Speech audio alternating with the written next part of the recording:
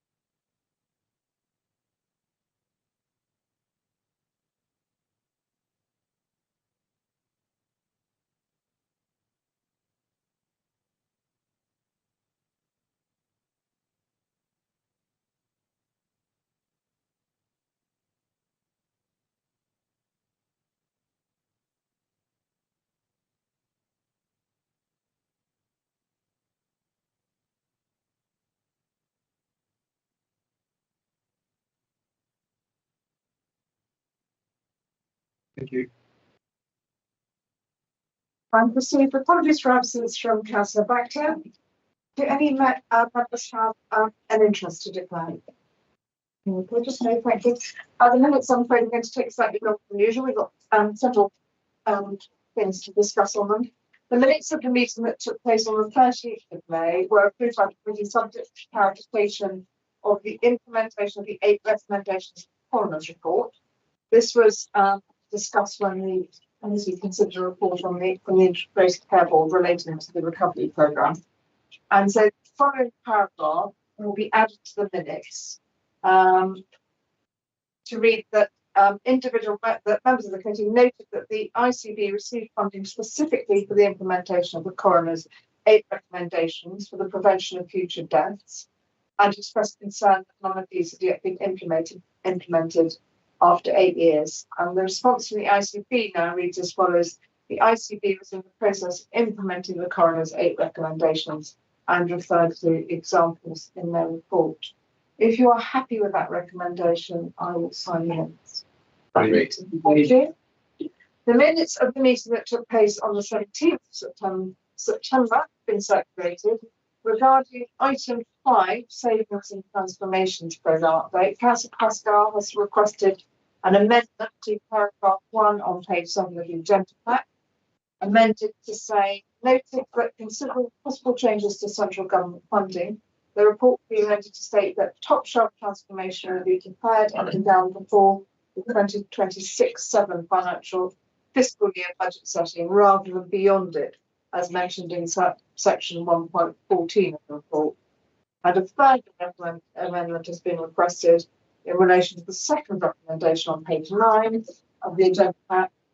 The Chief Executive, as soon as possible, facilitates an OSC workshop with officers for its members to contribute to the strategic direction and timeline of transformation of the council, including the most challenging top shelf choices, reference 4.42, and a report of the OSC challenge and recommendation presented to the leadership team meeting before Christmas.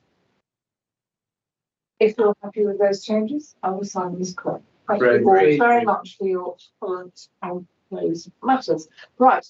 Item 5 is a report on the delivery, reach and impacts of the Grenfell Recovery Programme. We're lucky to have the lead of the council with us, as well as Joe, the Director of Grenfell Legacy and Corporate Strategy. And they too are going to present this to the committee. I'll just point out the numbering on this paper is gone slightly awry, so both to members of the committee and those presenting, possibly best to refer both to page numbers as well as paragraphs. Thank you. Thank you. Well, as you know, the targeted Grenfell Recovery Programme began coming to an end in 2024.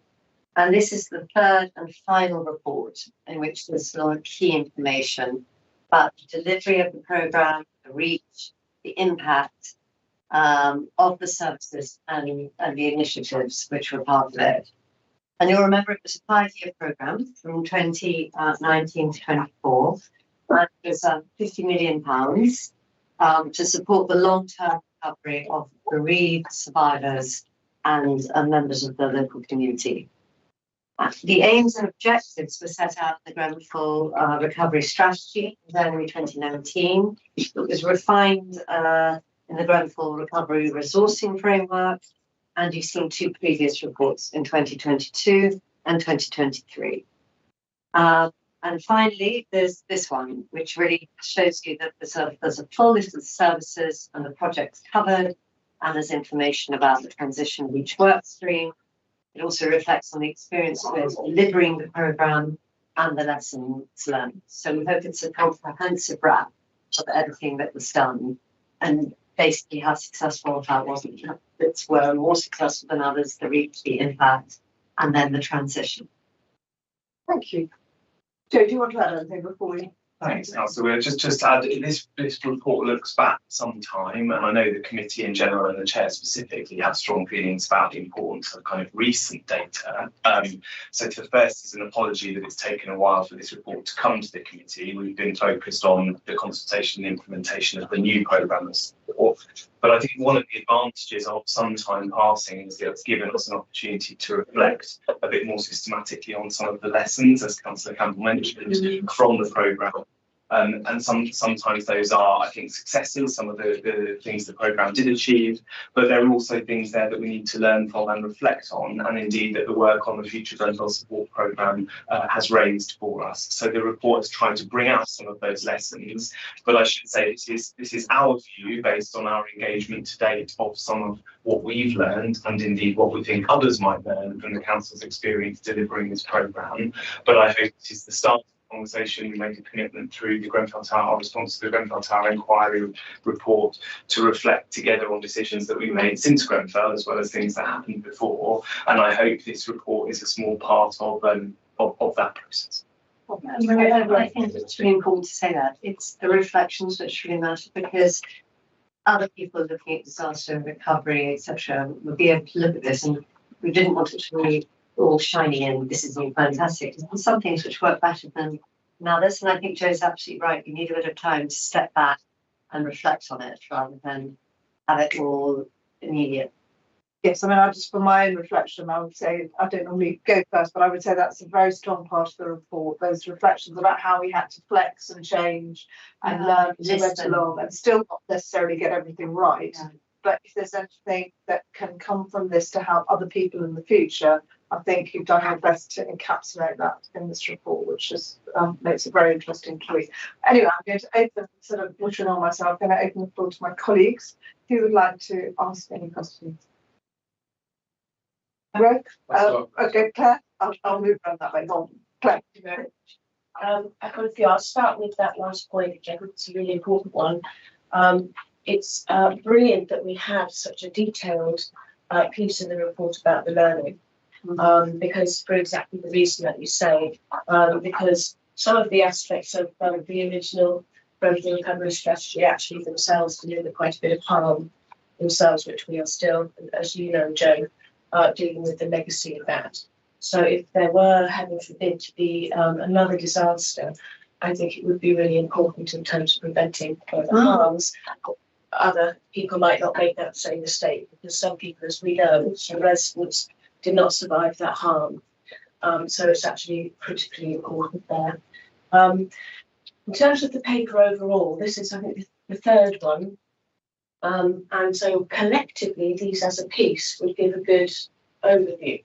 Now, I know that there were some papers at Audit and Transparency Committee, which, because of the nature of that work, were not able to give the assurances that residents who were concerned wanted to have.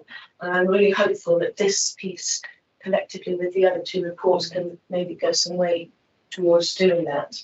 I wanted to make the point about the £50 million of council funding, which I understand is taxpayers' money, council taxpayers' money.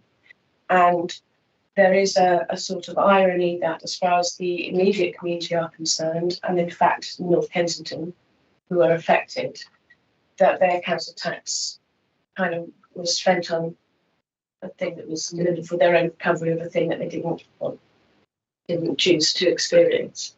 Whereas the council demonstrates that it was able to ring fence for bereaved survivors to prevent that unfortunate optic from occurring. So that might be something else that could be put into a learning going forwards. I know that's still a very live issue for a lot of my constituents today. And I'll be quick, Mary, I've got a few other points.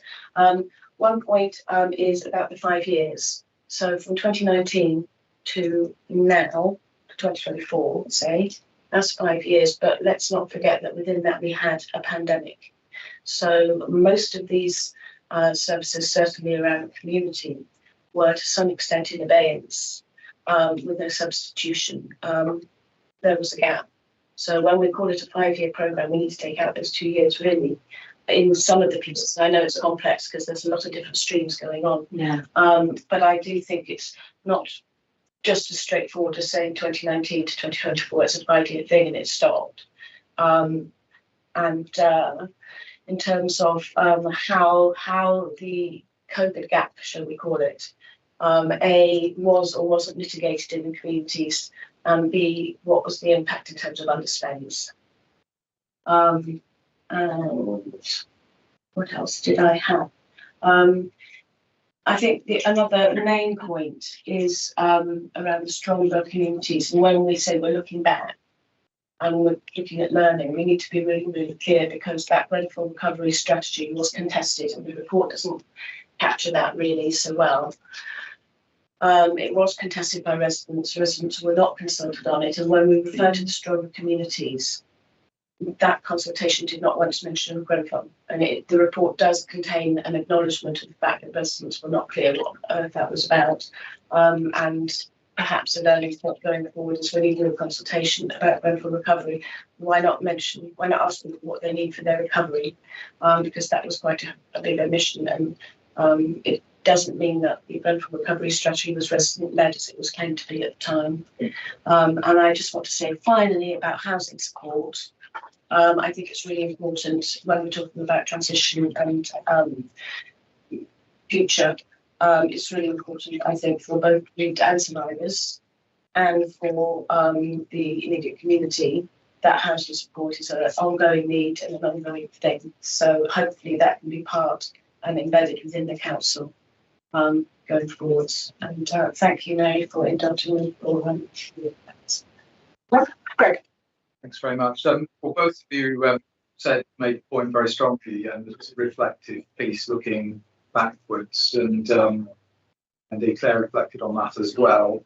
And Claire also mentioned the possibility, God forbid, if there was a disaster of a comparable scale, let's say if there was one in another borough. So looking at what you've learned and reflected, what do you think would be your top 3 pieces of advice to another borough that was embarking on a similar programme in such awful circumstances again? We'd like to respond to that one. That's a great. I respond to Claire, and then maybe you get a few things, and then I'm definitely going to get you to respond to the other. I think you're right, Claire, about paying for your own recovery, and of course, the tax that bereaved survivors pay has been ring-fenced. But you're completely right. The wider community hasn't, and that will be something for future disasters to reflect on. That was one thing you said. Then the other thing you were talking about with the pandemic and the COVID gap and how that was mitigated. That perhaps Joe can come back on, because I think again that's a really good question. Maybe something that could be added to the report. I mean, this is the draft report, isn't it? Yes, I think it would make it more whole. And I think of your thing about stronger communities. I think what you're saying is reflected quite well in the report on page, in the learning section. The key themes and lessons. Yes. Yeah, I've just found it now. So, yeah, page 18 and 19. So again, we picked up on exactly the right things and things that we should reflect on. And I think also in terms of the future growth for support work, that is really implementing in real life some of the learning that's here and some of the things that were acknowledged to be able to be improved. So I'm really pleased to see that. Yeah, and I think it did, didn't it? Because it's evolved over the last 8 years as I suppose as people's grief and their ability to cope and things has evolved, and the programme has evolved, and your relationship with people has resolved. And the council has evolved. Good, and the council, let's hope, is still evolving. Right? But yes, I'll let Joe answer the other ones. And I think they're really good questions. Thank you, councillors. And I think in a way it addresses kind of both of the points. I think one of the things that we sometimes forget is that the Grenfell tragedy was characterised by a failure to listen, and in the aftermath, bereaved survivors, people in the immediate community, experienced a very, very intense loss of control because they've been unable to help their friends and neighbours, and in some instances they've been unable to help themselves and keep their lives together. And I think against that backdrop, the most important thing is that people felt that they were being heard and being listened to, and that the support was in place, reflected what they need. And I think too often throughout the recovery programme that wasn't the case. And actually reflecting on how important that sense, particularly in the context of a public tragedy, where often kind of media narratives, national politics is people are really kind of feel like they're pawns in something that's much bigger. Actually, there's something about making sure that you start with people and what matters to them, and even if it takes more time, which is I think a lesson I would share with others, and a lot of the national recovery guidance is very clear on that point that Councillor Sims made about the importance of community-led recovery. There's not very much about what that means and what that looks like and what it doesn't look like as well. And I think some of the learning that we have from this programme and from the more recent work is in that space, is what does it really look like to work through the kind of trade-offs with people to say, we can either do this or do this, to try and separate out some of those issues. What kind of immediate support do people need versus what are some of the longer term changes at the council that people want to see? And I think, that has taken a long time, and it's taken longer than I would have liked, but I hope that that's some of the learning we're now in a position to share. Right, who's going to rise to the great challenge though? Top three. Your top three games. Top three. I think it would be about listening to people. Yeah. Oh God, sorry. It would Please start the chisels and send it out. it would be about listening to people. It would be about taking time. And I think it would be about reflecting on the nature of the tragedy itself. I think too often the disaster recovery guidance is generic, whereas there are really specific features of things that happen, terrible things that happen, which need to be attended to in order to really to build a recovery that works. Thank you, Sydney. Thank you, Chair. Just have two very quick questions. One was on mentoring, job creation, future for young people. And the second one was on healthcare annual checkups. So on the first point, mentoring, page 84, I just wanted to get a bit more understanding of what we're now doing to continue the work of mentoring and helping jobs, job creation, what other factors that we're putting into to help people get on with their lives. And the second question I had was in relation to page 93. Paragraph 3.155, there was population health monitoring. I think this came about when the previous meeting, one of the previous slides said that they hadn't had their antibiotic for enhanced breathing problems. What we, together with the NHS, have been nobody goes with that. That's the answer. So just to pick up those points, so the mentoring programme was something specifically on the Lancaster West Estate, which was agreed through the Housing Legacy Fund. There is on the Lancaster West Estate a hub which is designed to support people with kind of employment and training opportunities. They've developed quite a comprehensive offer there, but alongside that we now have the education hub at the Isaac Powell Centre, which is for both bereavement survivor children and young people and children and young people in the immediate local community, and there is specific support around there, both around education and training for younger people, but also opportunities for adults as well. And on the second issue, so the public health monitoring was the kind of population-wide monitoring of key trends in health. You're absolutely right that the last meeting in May, people raised concerns about not having had access to the NHS checkups that were offered routinely to bereavement survivors. I know that public health colleagues are working closely with them, the NHS, both to look, as it were, at the population-wide monitoring, but also to try and make sure that people are made aware of the support that is available and that they are followed up with routinely. I think the NHS, when they came to this meeting, were clear that that is still the big picture, and that they are still not able to say confidently that they have followed up with every single survivor. But I think, I would something I'd encourage this committee to ask more about at the next time the NHS come here, because I think that follow up, it isn't easy, it isn't always possible. People sometimes don't want the support, don't need the support, but I think we need to ensure ourselves collectively that we've taken every possible step to make sure that people know the support is available. And the previous minister, because it used to come up in every meeting I had with the housing minister, was very aware of it and was always talking to his NHS colleagues. But I don't know what's happened given the complexity of all the changes that are happening in the NHS at the moment. Thank you. Very reflective report, and thank you.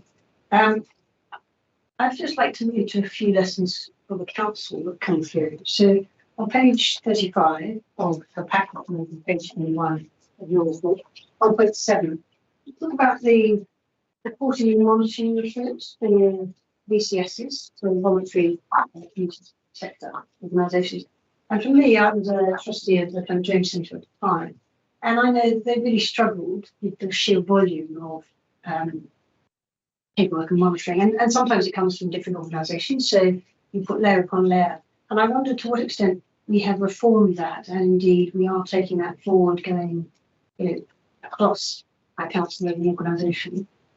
And then my second point was another point where you talk about where you design a programme, you also should design at the same time the evaluation process and the KPIs. I thought that was really, really insightful, and I want to know to what extent we've rolled that out again, whether through procurement or across some sort of council-wide learning base. Thanks, Councillor Gardner, and I'm sure colleagues from communities could speak kind of more in a more informed way than me, but I know that there has been some work to kind of both rationalise and to make sure that the kind of monitoring frameworks are much clearer for monitoring community sector organisations, both less onerous but also more meaningful and more impactful. I think there's a question sometimes about whether we're measuring what really matters and focusing on kind of what is most important.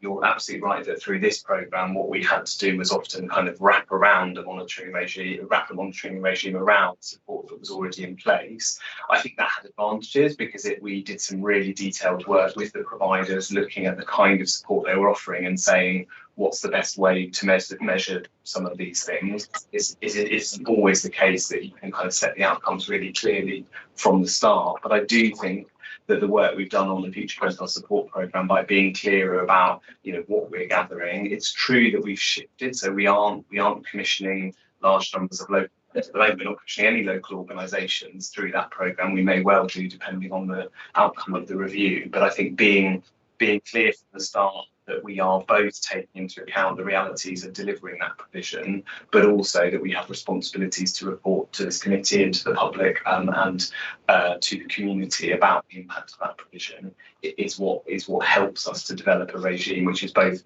not too onerous on individual organisations and helpful for people wanting to understand the impact of the provision. I would say that what we did do is look at some of the organisations we funded through this programme and indeed through VSSF or through some of the other grants available. And what we noticed kind of early on was that there was a real discrepancy in kind of what we were asking for. And over time, I think we were able to move towards, often we were asking for different outcomes, but I think we were able to move towards a slightly more standard approach.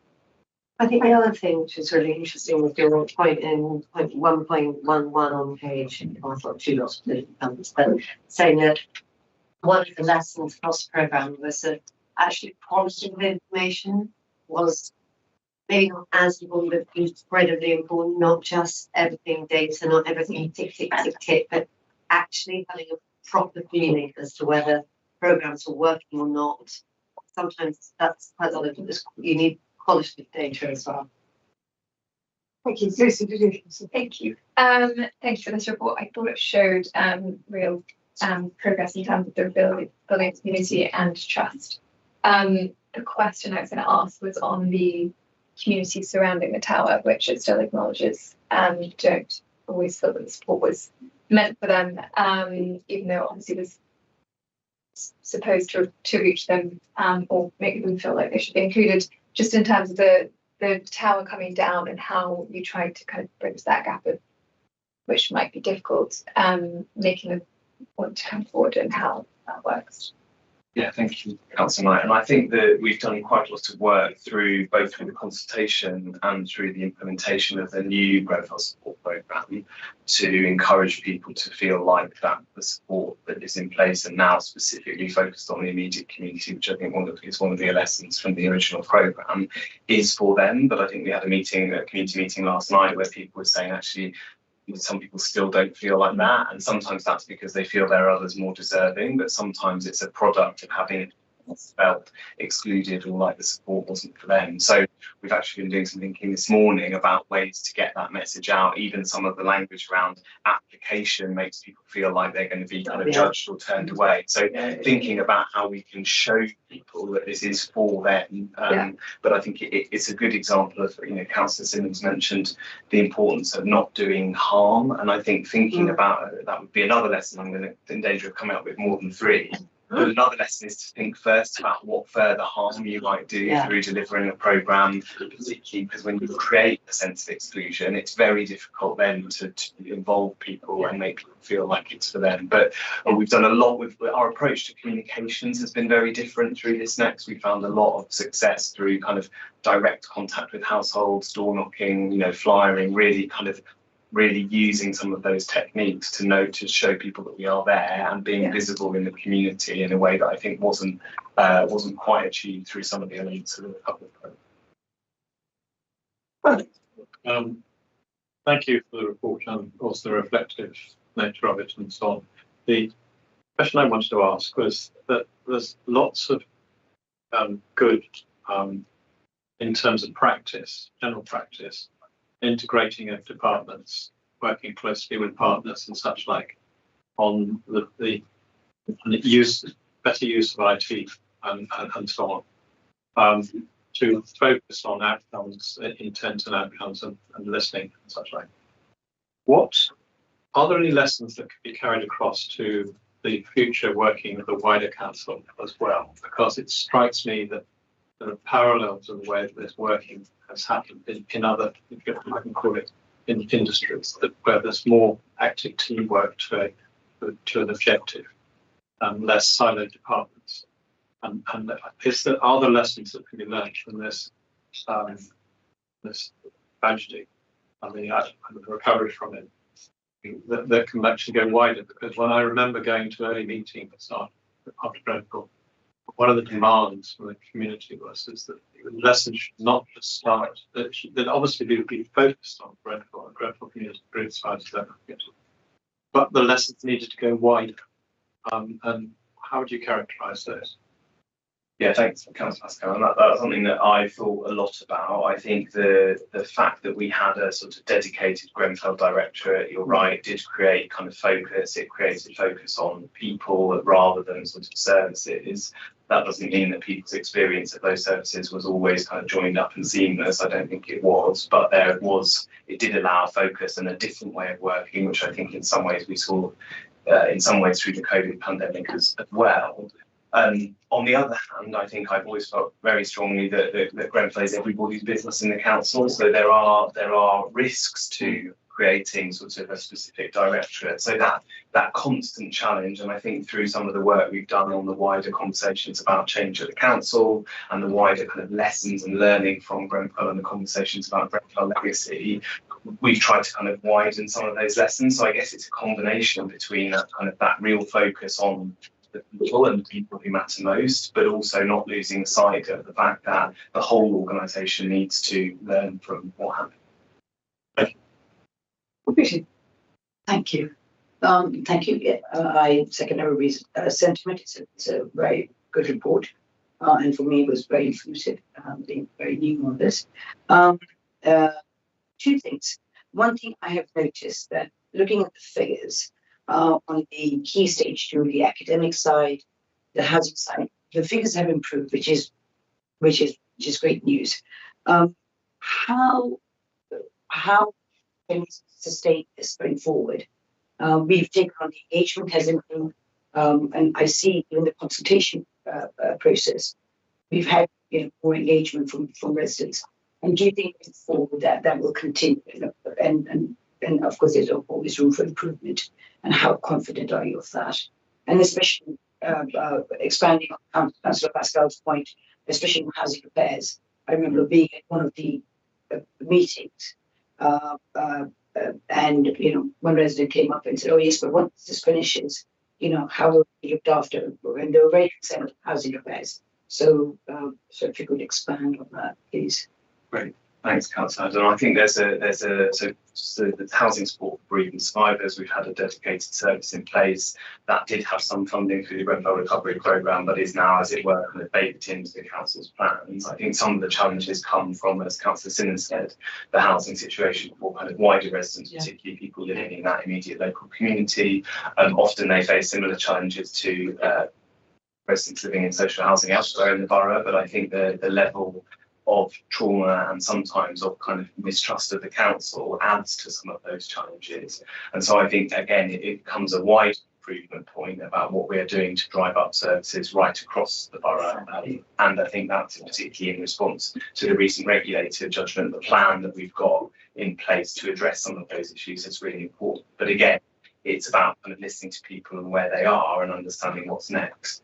On education, I think it's really positive to see the new education hub at the Isaac Powell Centre, which, as I say, is both for bereaved and survivor children and young people and for children living in that immediate local community. And I hope that will increase. Obviously, some of the young people who were children at the time of the fire are now adults, but we've got a new generation of young people coming through, and they will be able to have all kinds of support, including from educational psychologists and speech and language therapists, and indeed specific targeted kinds of support with education and training through that hub, which will last for the next 4 years. And I think quite quickly we will turn our attention to what happens next and how we sustain that into the future. But I think through that work, there's been lots of really positive conversations with schools about and the launch of the Education Hub happened last week, and people talked about the legacy in a way that felt kind of positive and forward-looking, which was really useful. And it was really interesting at the launch of the hub, talking to people who'll be working there. So saying, what do you think we're doing? They said, well, we don't know yet, because we need to listen to the community and listen to parents and find out what they need, because everyone's needs will be slightly different, and the schools. So they're not coming in with a preconceived idea of this is what it's going to be. You're coming in to sort of listen, learn, and then evolve that practice through that, which I thought was very, very good. Chair, if I may just make one more question. So just going back on the housing, because many residents are on the side next to west, and we know that's a specific. So I think there are lots of points there which we can spread to the council. I think that would be just an observation. Yes, and the residents' satisfaction survey is very much better than it used to be. In fact, almost in the top 30%. Yeah. But I'd like to ask a question on page 78, but numbering really has gone wrong. This is the bit about employment certificate. And I thought the figures look really quite disappointing. So only 1 in 7, for example, gets into a permanent job. 2 in 7 get into a job at all. What I want to know is that comparable with other people's other efforts in parallel with this, or and if so, that's really quite disappointing. And do we learn anything from that we can do better? Yeah, thank you. And I know that the economic development team who led this programme did a kind of whole piece of work looking back at the support they delivered and comparing it exactly to some of the other initiatives. I think their conclusion was that it was comparable, but there were some interesting findings around, for example, mental health as a barrier to employment. So they were working with lots of people with long-term health conditions, where actually that kind of readiness to work was a jump too far. And so actually some of the earlier support they provided was valuable. So I think they shared the disappointment that this hadn't issued in more kind of direct outcomes. I think the St Giles Trust work had more success than most, and certainly they have a good track record of delivering that kind of support in other areas of London. But I think the when they looked at kind of the profile of some of the residents, particularly around issues in terms of mental health, they wouldn't have expected vastly different figures. Disappointing. And my other comment was about the recommendation about the lessons learned, going back again to one of the section 5s, is that these recommendations or these reflections are really, really important. I think all of the committee has said that, and it would be nice if those were summarised better really in this report, and bringing in Will's point about lessons learned not just for tragedies but for the wider council.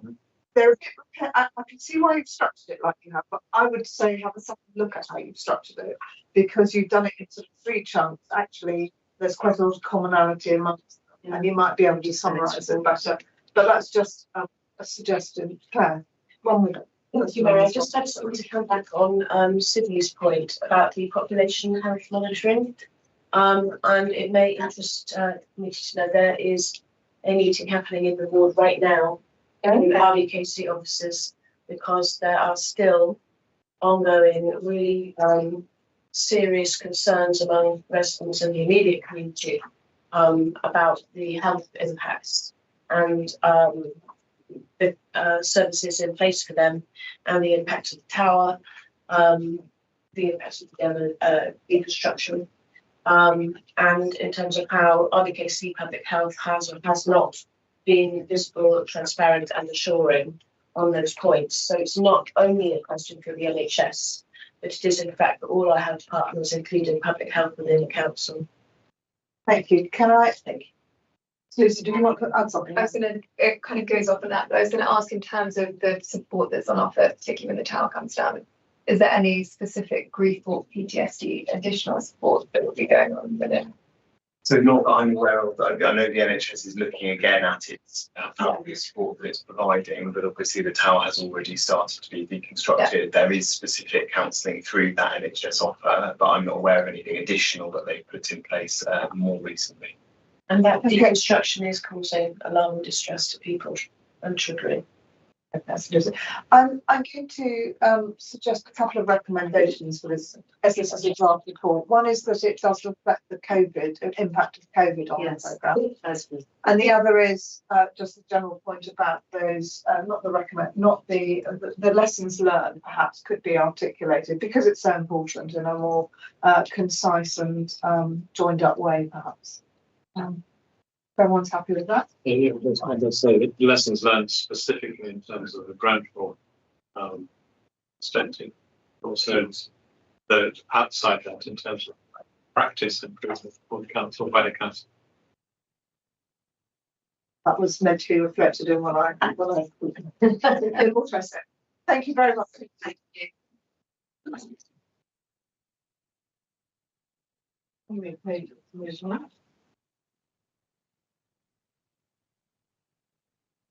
Originally, so we're on to agenda item 5, we might give them the other 5 social investment. Social investment.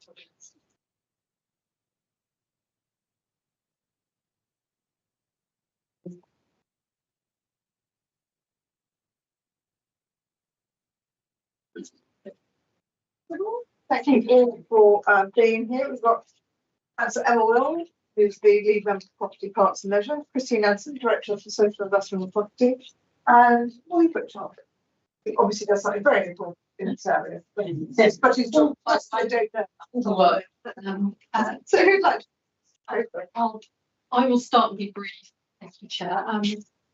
So, as most of you know, because I think you all did last year, this is our second and I want to thank Christine and Molly in particular, and also Amy, who's over there for the work that they have done on this. What I think it really demonstrates is just how much work we're doing across the council, and that work, how that supports the communities. And you'll see on page 107 of the report, we've actually generated an estimated £43 million in social impact and 50 million in economic impact. So it is significant.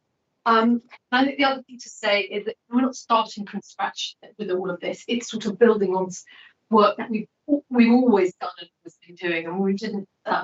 Although interesting this session was about labelled specifically, and it was a good thing it came out of Grant. We wanted to be more, specific about it. This work has been going on for a long time, and it kind of builds on what we're doing. So libraries, we've already delivered 13 million. And our parks 2.6. And I think the final thing I would say is that obviously with fairer funding, this work becomes even more important because we're just trying to get, back maximum value for every pound we spend.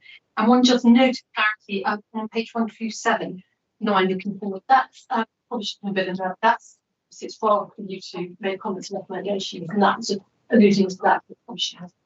Should be keeping that. Confused. Page 137. 127. We're going to something else. No, it's the title on the blank page. People might thought, what's that for? Yes. There you go. And so, yes, that we should just delete it. So our error. Thank you, Christine. Do you want to try?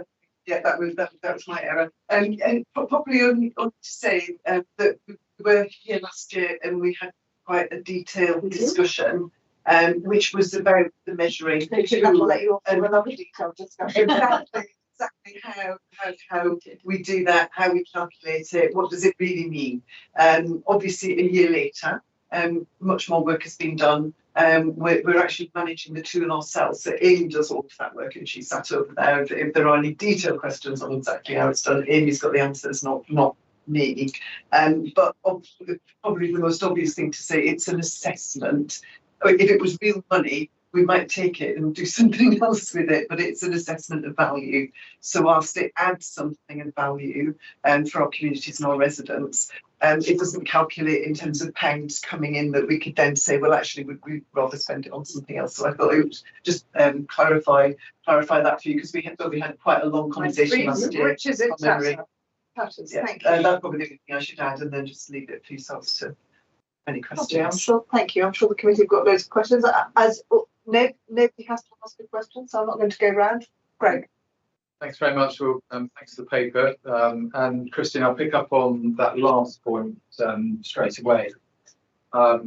Page 105 to 6, you talk about assumptions, and I did realise that we're not going to be able to produce pounds, shillings, and pence in standard form, but there's a short section on assumption. I'm just wondering, in terms of your calculations that you're making of the value, how much of that is based on assumption? I mean, you talked about making an assessment. Is an assessment actually an assumption? I mean, our assumptions built on assumptions here. So how confident are you in the result? That's a very good question. That's my first question. Well, you've got to go on. So I would say it's definitely not science, and so there's probably a bit of art in there, but it is what's the word, regulated as a form of a way to arrive at it. So it is actually quite formulistic, and I'm going to hand over to Molly, who's going to precisely tell you. Yeah. So everything that we've included in this report is based on data that the council has collected on the various projects or various projects that are contained within it. So it's based on real data, but the measurement tool itself, it looks at the HM Treasury's Green Book and Magenta Book, and in the HM Treasury Green Book and Magenta Book, it provides a framework for assessing social value monetizing the impact and valuing kind of the economic, social, and environmental benefits. So what we're able to then do is, with the data that we've collected on these projects, we have a series of KPIs that we map them across to, and then we are able, based on those the data that's in it, the output data that's within the investment tool, we're able to then come up with a. Have you got a tiny example? Yeah. We have a worked example. There should be a worked example at the back of the pack. We took that on board last year to have a detailed account of how it actually works. So you kind of calculate it. And as you say, it's not. This isn't. It's not an easy thing. You know, we have kind of. Training. So looking at like agency, brochure, yeah. When we talk about assumptions, that's sometimes around things like outcome duration. Again, getting technical here, but for example, if you have a project, if you have a community event, for example, we would assume that that would be a short-term benefit for that individual in terms of the well-being or community cohesion experience, because it's a one-off event. Which is the example we use in the Which is an paper. assumption, yes. Whereas for a longer-term program, we, for example, if a resident is engaging in a pre-employment course for 6 months, once every week, we would assume that that would have a longer-term benefit. So that's what we mean in terms of assumptions. So we've had to make some assumptions around the outcome duration, but the data and the outputs that make up the calculations are very real. We're not just kind of pulling numbers out of thin air for that. Thank you. So if I may have my second question then, which is probably an easier one to answer. I mean, I think one of the biggest benefits of this is the social value leases, where you can transition the VCS organisations that get the benefits of using our property onto a fair and consistent basis of occupation. And I'm wondering how you're getting on a year on with transitioning them across, and how many of you transitioned to the new leases. Still, that's not an overnight job. Yeah, I mean, this is probably best answered through referring to the asset management strategy that we took to leadership team in February, and that includes a VCS review, and that's exactly what we're looking at as part of that review. We're working our way through it. We're not finished, and that'll get reported in more detail to some degree in February with the budget, but probably during the course of the next 12 months. So it takes a bit of working through. You will recall that we, as Christine said, we've done that first piece of work about how we're going to approach, and we've looked at what other councils have done. What we haven't done, and I think it's due to start quite soon, Molly, is actually consult with the sector, because we didn't, some of the things were things we very much felt they had to be in discussion, but we've sort of set out some parameters for those to have a transparent and fair system. So we've got to do the consultation first. I mean, absolutely. So it will take a little longer for that reason. And so the overall timeline for that, then the consultation, leadership team next year. Next year, I would say next year, probably in the summertime. Yeah, because the other piece of work that was sort of going on alongside it is we're doing a complete review of sorry, actual word for the stock condition. Thank you. Thank goodness I have a chair who's on it. And I think that will dovetail as well, because obviously we're giving out new leases. We need to really have up-to-date information about what the condition and costs, the costs of the properties, and therefore the subsidy that the council is giving, where it's allowing free use or reduced cost use, and that's the next bit of the exercise. If you start to think, actually, is calculating this and acknowledging the subsidy and going down a social investment lease route where you're expecting something delivered in effect for the community in return, that just takes a bit of working through. So we'll probably do it in tranches, but that just making sure that we've got that right. It'll take us into next year, up to 12 months. But the short answer is it's a huge amount of work, and it is all taking a bit of time, but we will get there. So I think I probably asked it the wrong way around. Oh, sorry. Where are you now? No, we obviously answered that way because I asked it that way, but I probably ought to have asked it when you're going to be finished. When's it going to be? I mean, it'll never be finished in one respect. No. When do you think you will work through through the consultation done by the end of the year? Yeah. By the end of the year. So then we'll hopefully have agreed all the principles with the sector. And then the stock reviews will be done by spring. No, stock, well, it depends on stock conditions will be done over a period of time, so we won't have all of that. But actually, the real answer to your question is what we always said is wouldn't then start saying to everybody, right, all of these got to be looked at now as they come up for renewal. We'll then use the new principles that everyone's agreed when those releases come up, or indeed perhaps a new person comes to us, we'll use those. So yeah, probably 5 years. I don't know, 3 to 5 years. Full implementation of that, I think that's probably right. But principles and agreeing that next year. And we are starting work, but we're not going to move anyone until we've done the consultation. So some people are waiting for that. Sorry, very interesting subject. Sorry, very hard. Straight to the paper in front of us. Sorry, But it's clearly something the committee will want to have reports on in future. Joanna, I saw you next. Thank you. I wanted to ask about Suez on page 125, 124. On the social value calculation, talks about Suez contractors generated over 75 million social value just in the last year.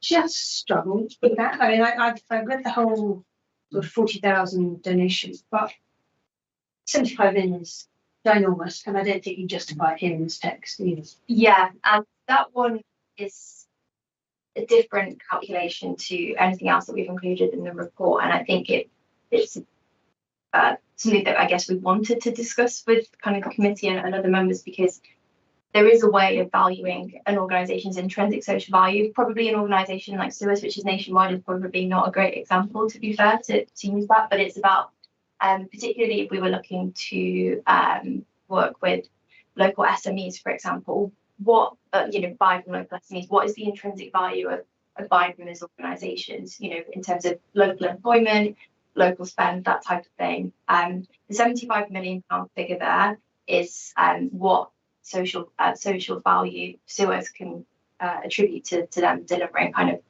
nationally, but the added value is probably the thing that actually is of most interest and resonance to residents of Kensington and Chelsea. So whether or not we would look to include an intrinsic social value figure in the report if it's a national organisation is debatable, potentially not. But if we were working and buying from local suppliers, I think in that instance that would be an interesting thing to include, because it provides us with an assessment, not necessarily just what they're providing additionally, but intrinsically kind of within the local economy and to the benefit of our policing in general. I feel that paragraph doesn't do justice to what you just said. We can make it clearer. I think it's a fair point. And then if I may, on page 120, GLL uses a separate, different calculator. How do we compare using their calculator? Yeah, so our personal feeling, our personal calculator is accredited by the nationally recognised body for social value, and that calculator isn't. So we feel like our own calculations do stand up and are more robust than that one. However, we were not able to sort of access the data that kind of went into that GLL calculation in and of itself. So that's why we've stated that it is using a different methodology, because it doesn't have the same kind of robustness as our own. So I appreciate you can't compare apples and pears, but do you have a baseline figure that they say theirs is worth many, many pounds than ours? Just as a bare comparison. I can take that away and have a look at that one for you, because it would be nice to see where we are overinflating what they are. Yeah. You want to ask something? Thank you, Jane. Thank you, Molly and Christine. Just to expand on what Councillor Hammond said, what is the assessment assumptions? There must be some buffer. I mean, what percentage of these figures we can account for so realistically? Because from all discussion, yeah, absolutely. Yeah.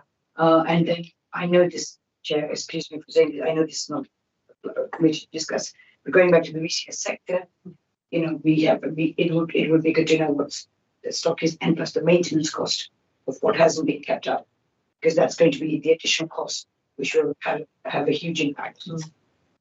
So So in the timeline. margin of error, which is the matters risk committee. Yeah. In terms of any of the assumptions that we have made within the model, we've been purposely quite conservative with any assumptions that we've made. So rather than kind of overinflating or potentially where we could have gone higher, we've remained low so that we are sort of satisfied that the margin of error is as minimal as it possibly be. Does that answer your question? Or Any other questions, Lucy?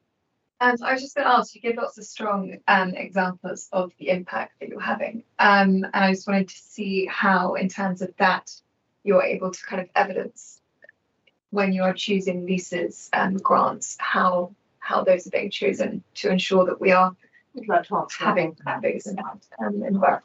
I think that's sort of a question for us. I think moving forwards with kind of any future decisions that we make around leasing to the community sector, I think that's really important. Even kind of in initial conversations we've had, and that is something which organisations have said to us they want that to feel like we understand the benefit of the organisations who do end up in properties and what the actual value of that is and why those decisions have been made, and that's communicated with them. So, and that will just come with more time of essentially overseeing how. I think the early ones, in a sense, they were pilots. It was test this out and see what it looks like and how it looks. And then I think the next set of questions, which I think is exactly as you say, it'll come, is what value do we think ahead this organisation would offer to allow that level of discount, because we're getting what social value, and we should be able to build it in looking forward, not just looking back as we move forward. Probably want that section eventually. Right, Claire. Thank you very much. I think this may be a little bit sort of following on from Lucy's point there. I wanted to look at particularly the housing management capital delivery social value aspect.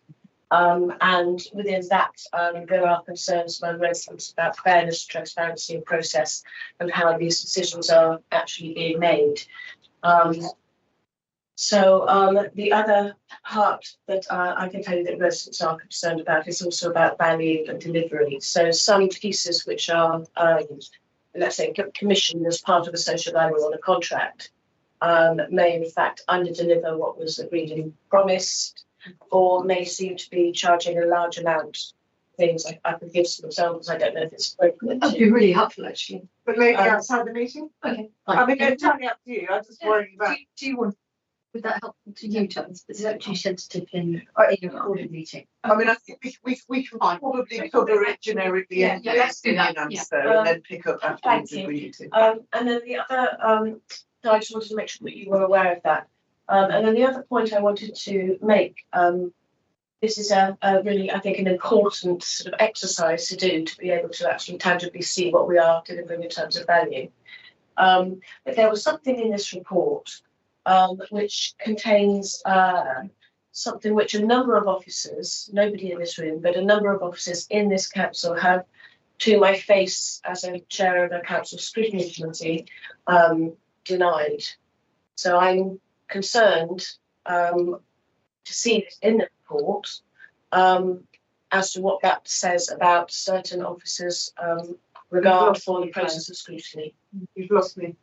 There is something in this report, I'll tell you, it's on page 121, sorry, page 121, it's actually 122.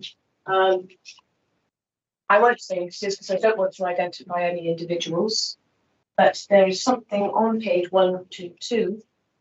So it's not so much a comment or a question for you guys, but it is a general question perhaps for the chair and for governance. How is it that scrutiny chairs in this council are being given repeatedly by multiple officers in person and in writing incorrect information? I think that's a bit too noted for this committee because nobody knows quite you're talking about, but if you want, I can follow it after if you want It's to. not raise it outside the committee. It's not clear. I'm saying the scrutiny chair has been given incorrect information by multiple officers, and I'm concerned, and I want to raise it with the chair and with governance. Absolutely, but we'll have to raise it outside the meeting. We can't be more specific now, but But I wish it to be limited that I'm expressing this concern to you now. yes, but that we're not being specific about which of the bullet points you're talking about. You want me to? Very happy for you to. I think it would be better and more sensitive To do it outside. and more discreet to do it outside. What I wanted to clarify was that this meeting didn't know what you were talking about. We'll discuss it outside the meeting. But you've understood the point. I've understood the point. I'm happy to take it up. We do it outside the meeting. So that's Claire, and then. Sorry, Chair, just so I'm clear, is this is. So we have some examples. No.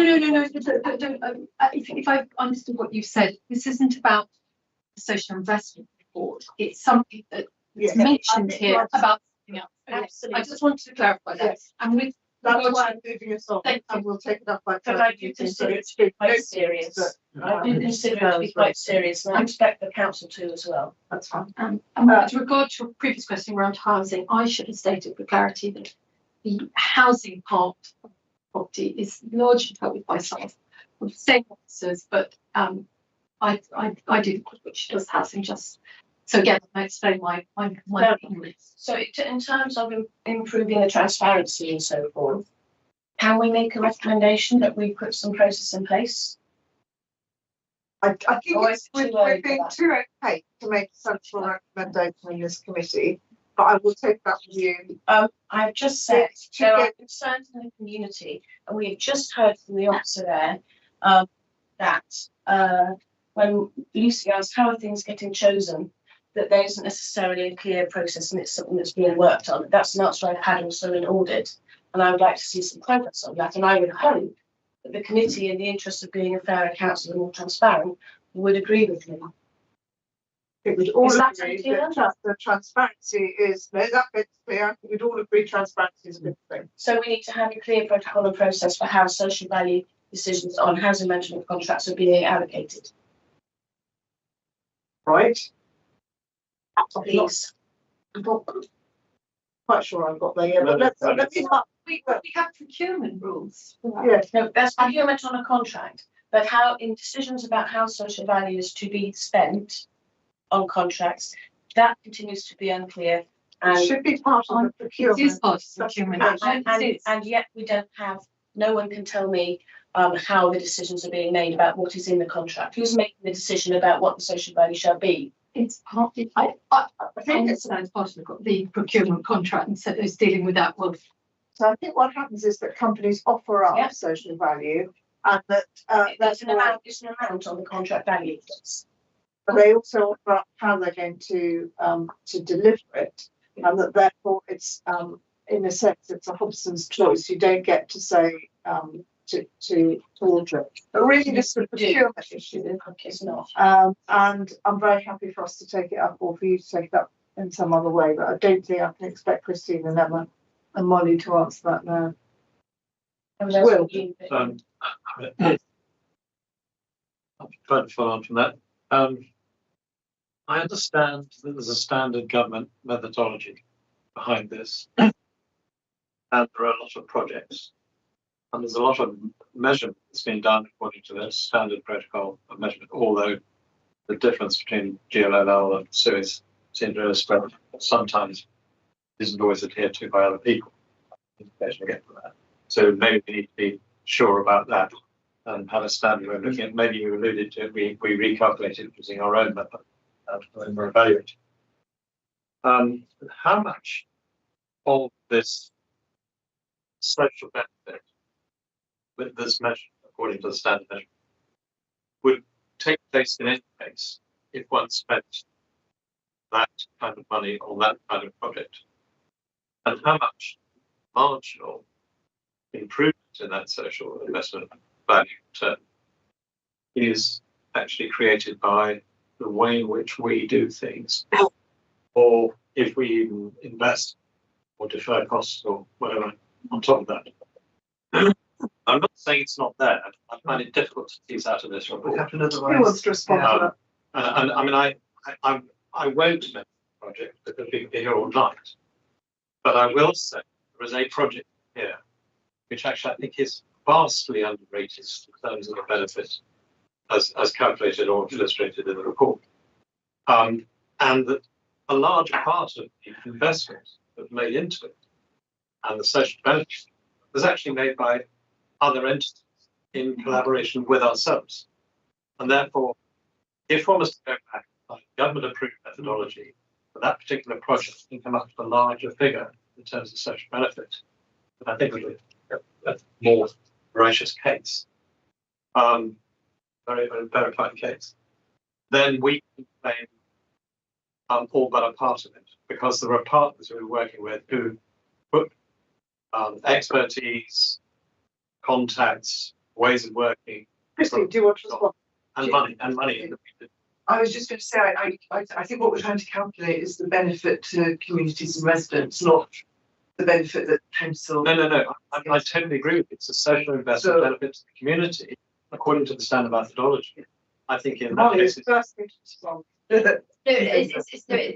a great question, and I guess for us we can only put a value on the data that's been collected and what we and what we receive, and with we are not kind of directly involved in the delivery of all of these projects, so we will work with the the services and the teams, or the voluntary community organisation will work with them around their data collection and help them improve their data collection as well, to make sure that the data which we're including can be is perceived as good enough data to use in our calculation. But you're absolutely right, this is not us saying that kind of it fully represents the value, and actually we can, as I say, we can only value what we can see and what we can evidence.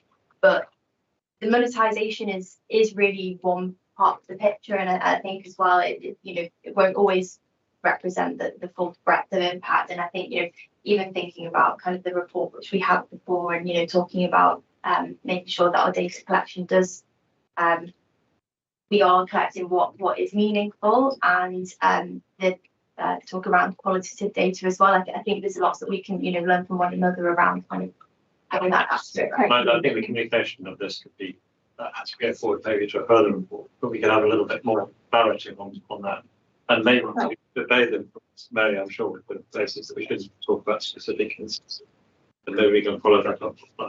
If I can sort of summarise, really, I think the committee is interested still in the methodology. I think it's because it's a new science, and we're all interested in making sure that we're not being kind of hoodwinked about and the sums are huge, as Gianna pointed out.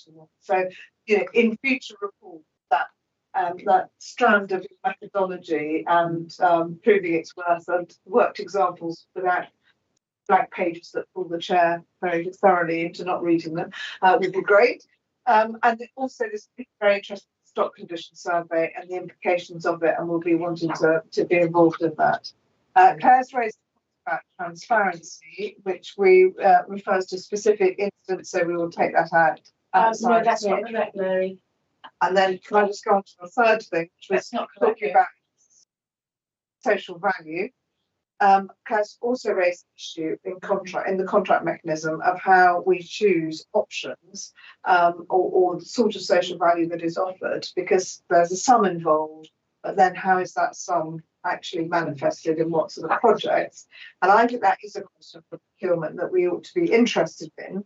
And so maybe we can address that by perhaps asking procurement to give us a briefing on that, on the social, how the social value aspect of procurement is managed, and then that might spark us to ask for a paper on it, or the next time we have a report from procurement. So Claire, do you want to go back to the point on transparency? No, it's fine. You carry on. Thank you. No, I've finished on. No, honestly fine. Okay. Right. Well, thank you very much, everybody. Thank you all. And yes, no. Thank you. Great questions. Thank you very much.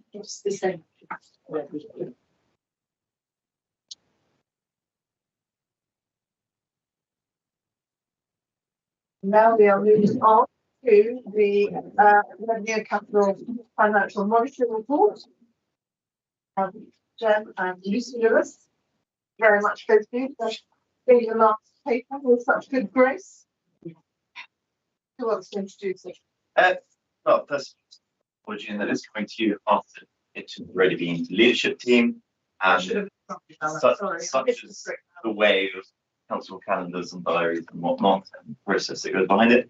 I'm sure you'll see from the figures that obviously there is a positive position at this point in time. However, that is the parking is somewhat masking some overspends in notably temporary accommodation, but also basements, which are two of our very large, high growth and high cost areas that we're trying to manage. We are fortunate that as far as other benefit from parking income, obviously being able to overperform on that income helps us balance our budget, but it is ring fence, offset quite everything that we would be able to, perhaps sensibly. But that does mean, at least as it stands at the moment, we have been able to sort of mitigate some of this overspend in other department areas with this unspent parking expenditure. Yeah, ask the question. Greg? Thanks very much indeed.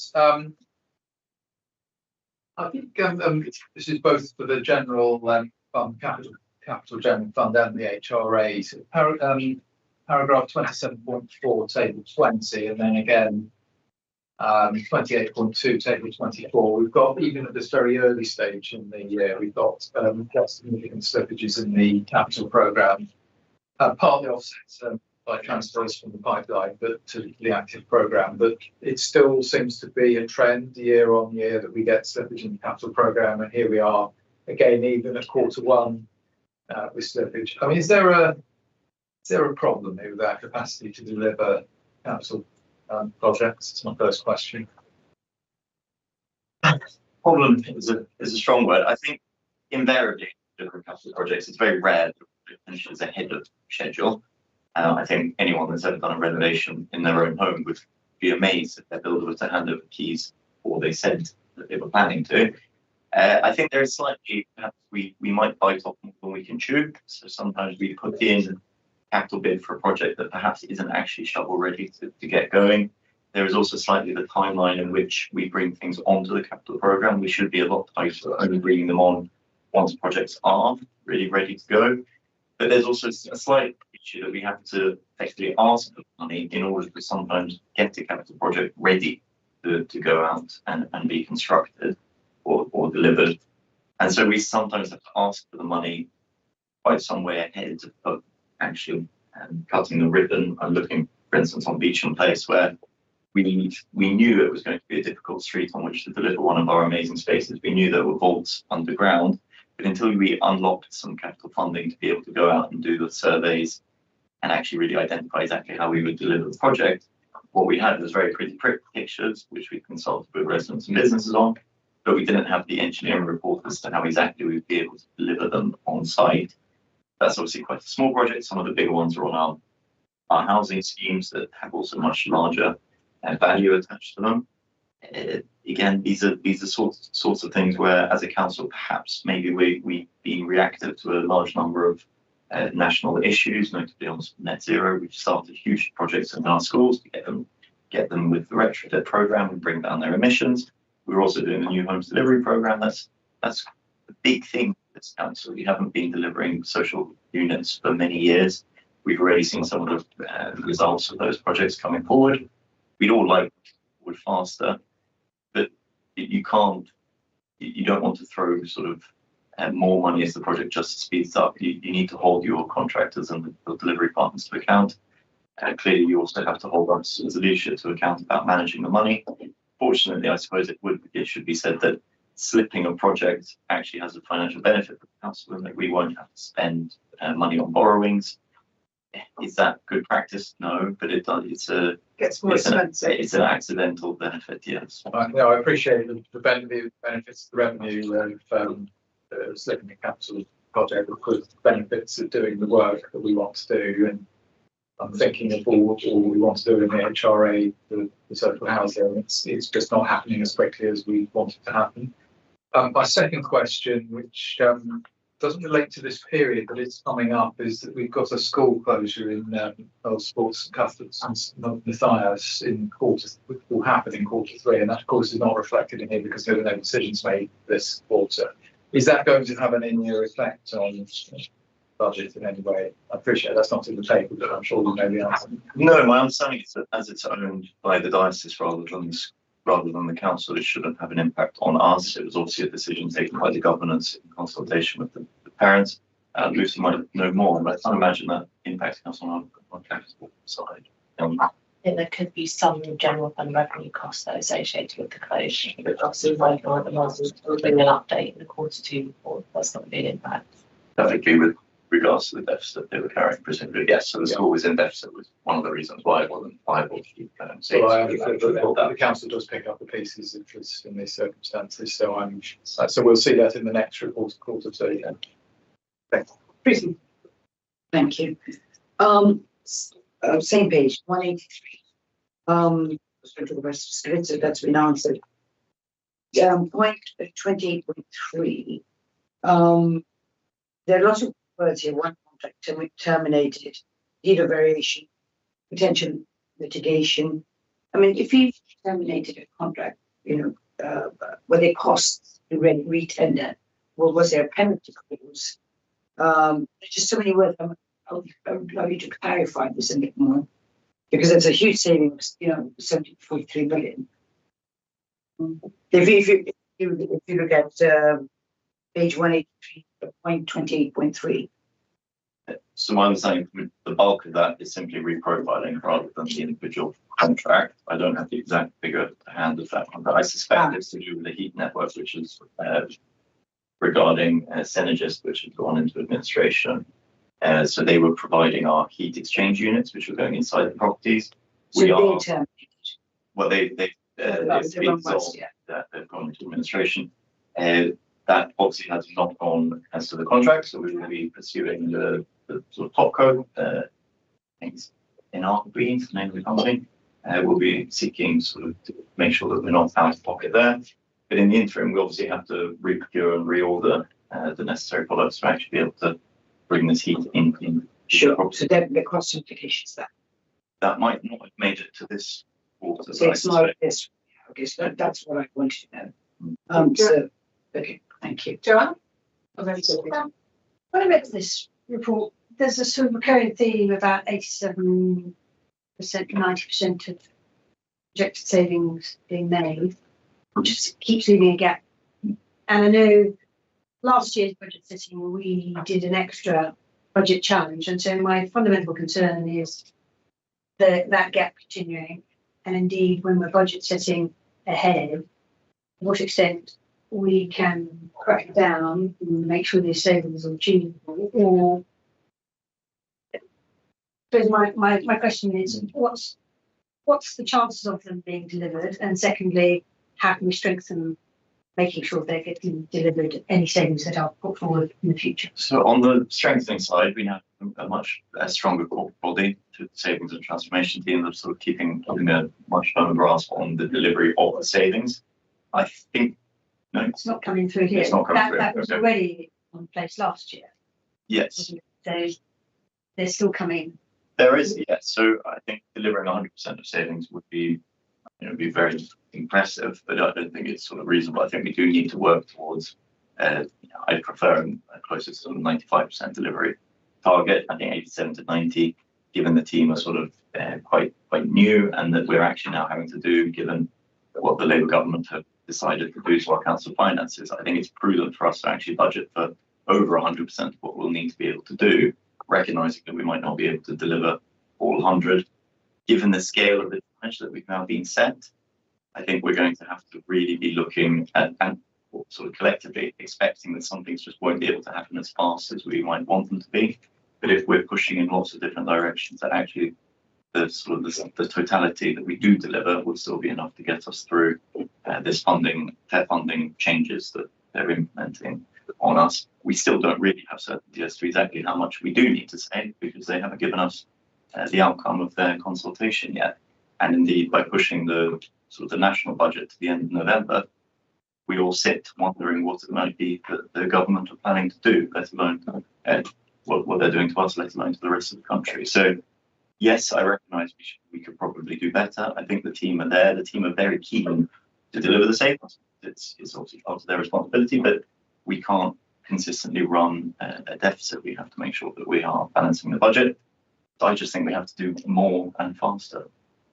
Can I just follow up on the carnival request? So there was a just short of 500,000 an additional funding request on that. How can we get the carnival to not repeatedly come back and ask for a $250,000 till very late in the day? Because I saw it last year, and when I looked at my emails, I saw it came to the previous year, that same sort of request for a tranche other, and they keep getting bigger. So how can we get them to stand on their own 2 feet more? So I recognise you talked about the carnival last time. I think it's really just making sure that we are honest about our finances. We know what we know roughly what our financial position is going to be after this fair funding review.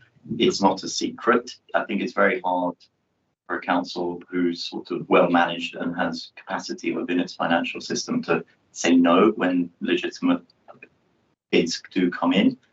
I think going forward, we simply won't be in a position to have that flexibility. We need to give people certainty so that they can plan and budget accordingly, but not to leave open the door that suddenly sort of the magic money tree will jiggle and more money will be found, because it's simply, I just don't see a world in which it will be.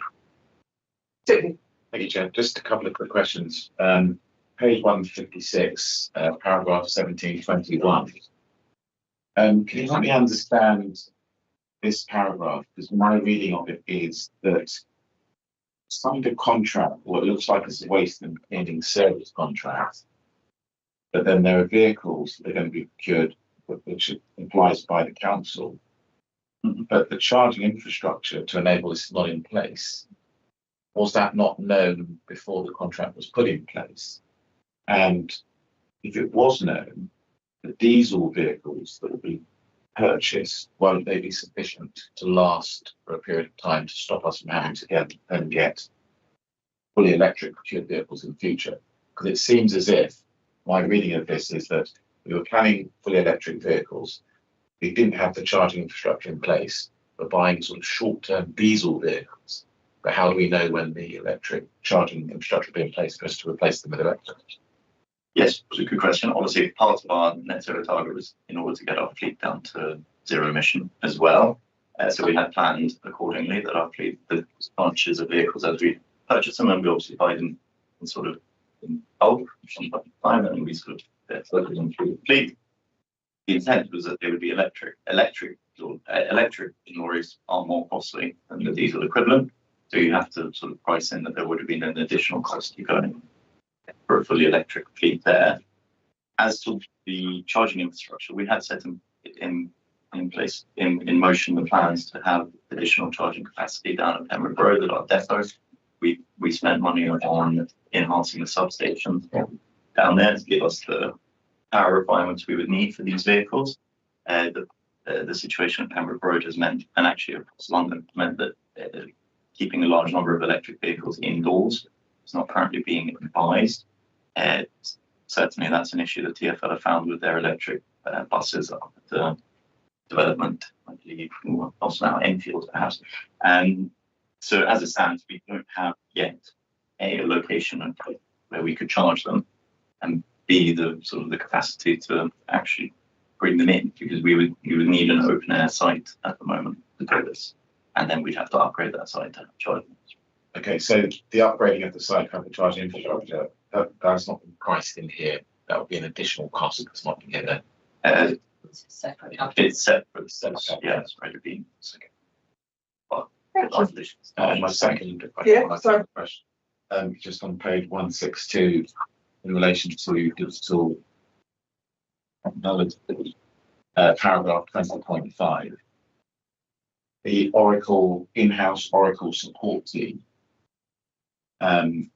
We've got an interim service being provided by a managed service provider. Has somebody looked at whether we should have the managed service provider providing the Oracle support on an ongoing basis to negate the requirement to have an in-house Oracle support team in the first place. Is if you haven't got an in-house Oracle support team, you've outsourced it. Is it going to be more cost effective to keep it outsourced in the long term rather than bring it in-house because we're using an outsource now? My understanding is this might be to do with the hypercare, but you know more on this one. Yeah, so the intention was to have a level 3 service provider as an outsourced function, and this refers to the level 2 service, which is supposed to be an in-house help desk, but there have been delays in agreeing the structure and recruiting to those posts. So in answer to your question, the expectations, it would be more costly if we were to continue that relationship long term with an outsourced provider with sort of profit At level 3. At level 2. Level 2 outsourced, level 3. So level 3 is currently outsourced, and the level 2 service provision is the one that they're looking to bring in-house. So for more straightforward requests, and this would match with finance and HR, who also have internal help desks. So that my following question is: we're currently paying for a higher level of service outsourced. Why would we be bringing in an in-house lower level of service as opposed to the equivalent level 3 in-house? What is it that why are we paying for something that if we had it in-house, we wouldn't need? I think the expectation is that we can recruit and run the sort of more straightforward stuff in-house, and that the level 3 service provision is more standard to be outsourced with industry kind of. So part of it will continue to be outsourced. Yes, with at level 3. So the complex stuff will continue to be outsourced, but the more mundane certainly for that period of time that the contracts have been let on that basis, whereas the level 2 support is an interim or solution until the in-house team has been fully recruited to. Okay, thank you. Can I ask about, we're going back to the subject of savings, and I completely accept that, we've asked this question before about 87%. Do we and should we, and if not, should we risk rate savings in the future? So that if somebody offers up something that's pretty risky, actually they don't get away with just offering that. They have to offer something else as well because we discount it as risky. Because we have seen quite a lot of big savings fall by the wayside recently. Often they are possibly wouldn't even come into the risk rating, things like slow procurement of stuff. But there is an element at which you can just tell when you look at a saving that they're trying it on to make the budget balance, and maybe that might bring a bit of just a thought. And I would have said it was too arduous. Too bureaucratic before now, but now we're entering into such a high level of savings, maybe it looks justified as an approach.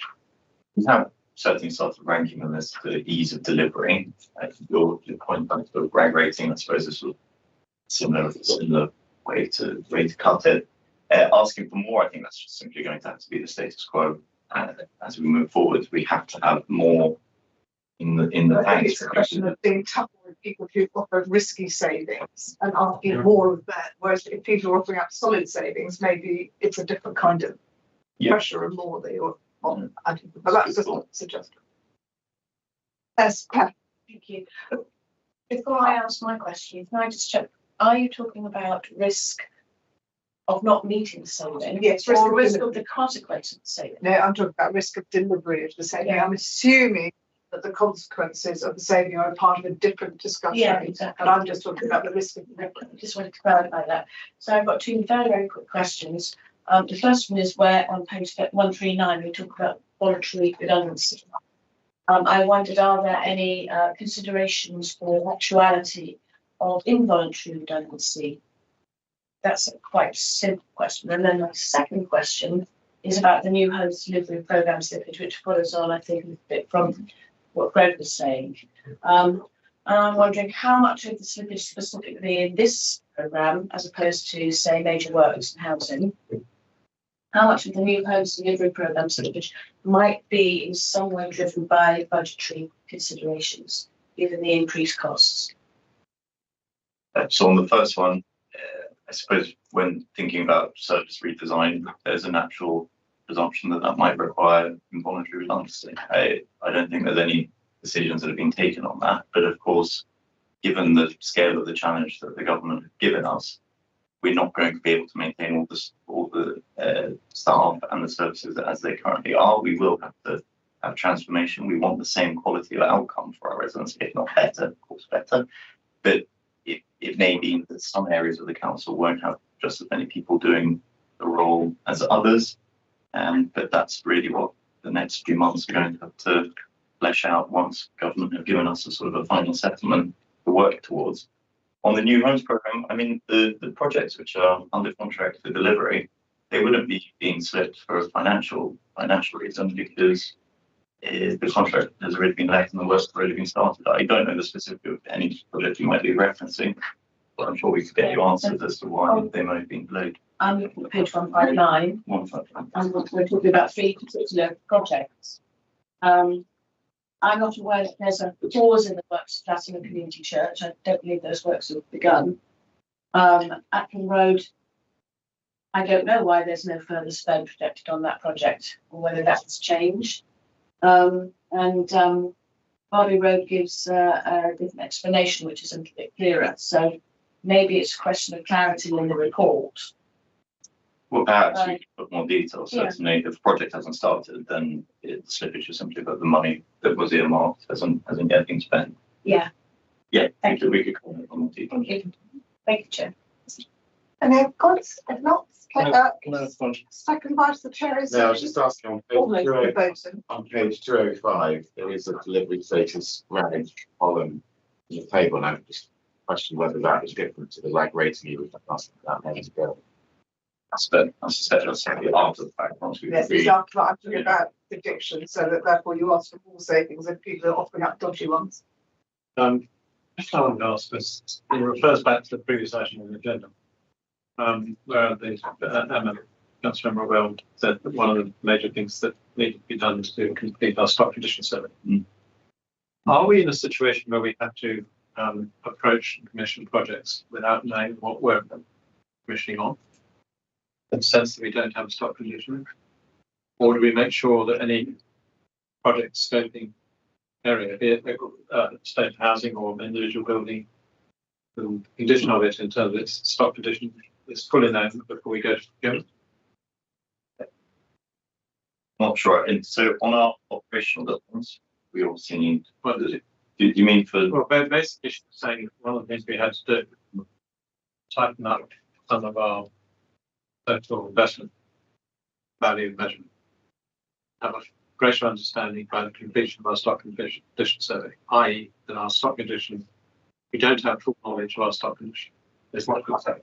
Yes, right. If we don't have full knowledge of our stock condition, we at least make sure that where we're looking at scoping a project, be it an individual building or a group building for a housing estate, that we make sure that the stock condition survey is completed before we go into the procurement of the project.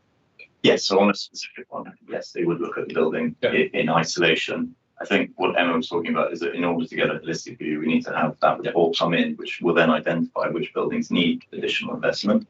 It may highlight just the level of cost that would be required. Obviously, if we were talking about a single building that we were trying to upgrade in order to make some other operational use or even for sort of commercial use, we would do that as a sort of matter of course before letting a contract. Can I call Maxine? Yeah, I just had some clarification. So firstly, I just want to make clear that it's not Emma's comments and the bit do not refer to the housing stock, so that residential properties have their own stock programme, which is the way at the moment. It's heavily scrutinised by the regulator, which is due to complete in 2026.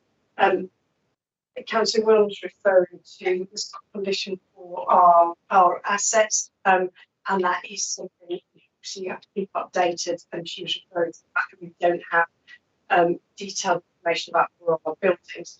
There is, of course, an ongoing maintenance programme, but it is more of a repairing maintenance programme at the moment rather than a proper planned investment programme, which is where we get to.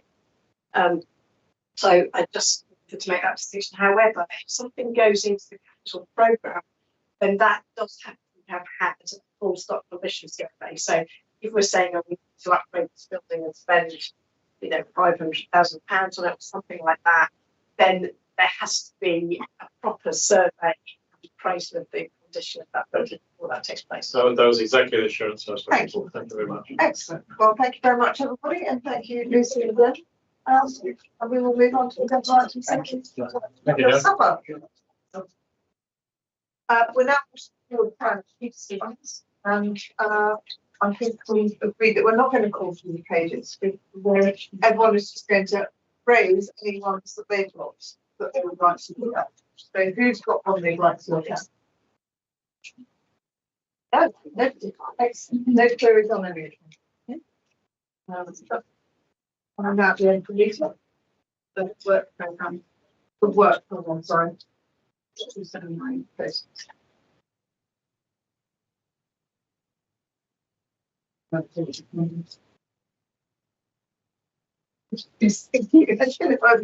Suddenly become so feeble-minded. So, any comments on the work program? In the absence of any other business? Close the meeting. Thank you very much. Thank you, Mary. Thank you.